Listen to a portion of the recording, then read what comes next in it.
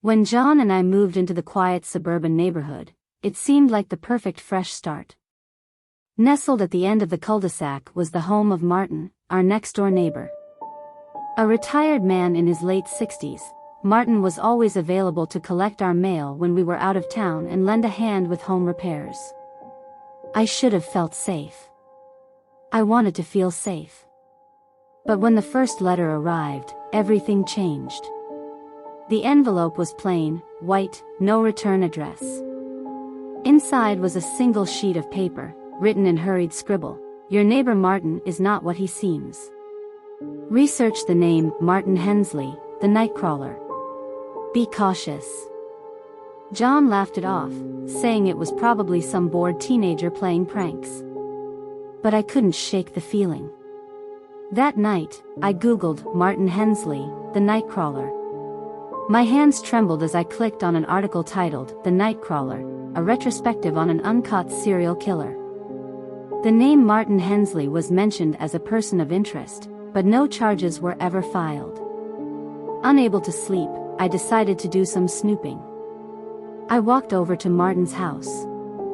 His living room lights were on, but the curtains were drawn. As I reached his porch, I noticed that his door was slightly ajar. Taking a deep breath, I pushed it open. I tiptoed through the ground floor. The interior of his home was an overwhelming clash of old, yellowed newspapers and vintage furniture.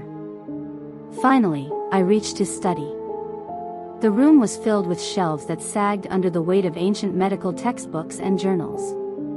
It seemed harmless until my eyes caught something odd, a small Polaroid photo pinned to a bulletin board. It was a picture of John and me, taken from a distance without our knowledge. My heart sank. Other photos surrounded it, people I didn't recognize, some candid, and some clearly missing persons from the newspaper clippings beside them. Was Martin watching us? I heard footsteps, growing louder, approaching the study. Panicked, I ducked behind a tall bookshelf just in time to see Martin enter the room. He sat at his desk, scribbled something on a piece of paper, and sighed as if carrying a weight on his shoulders. Then he left, locking the study behind him. My heart pounding, I seized the opportunity to escape. I left as quietly as I came in, rushing back to my house, locking every door and window. I told John everything. He was skeptical but agreed to install security cameras for peace of mind. Over the following days, I noticed Martin avoiding eye contact whenever we crossed paths. Had he realized I was onto him?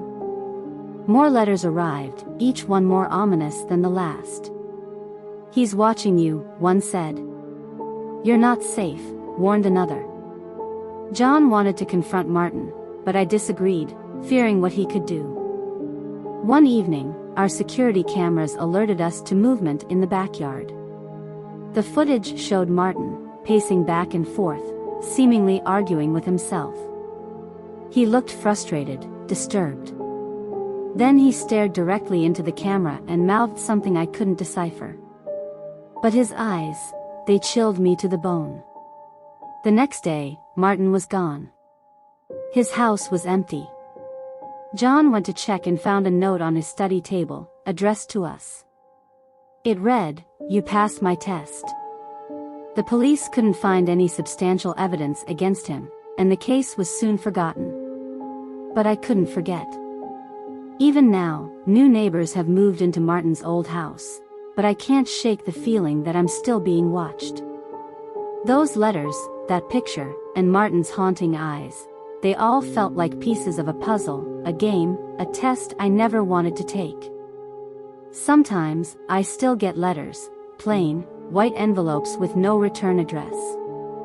The messages are varied but always coded, enigmatic. And every time I read them, I can't help but wonder if Martin is still out there, playing his twisted games, testing new victims. Maybe we passed, but at what cost? I never feel alone. Even in our locked house, in the safety of our bedroom, I still have this eerie feeling of being watched, studied.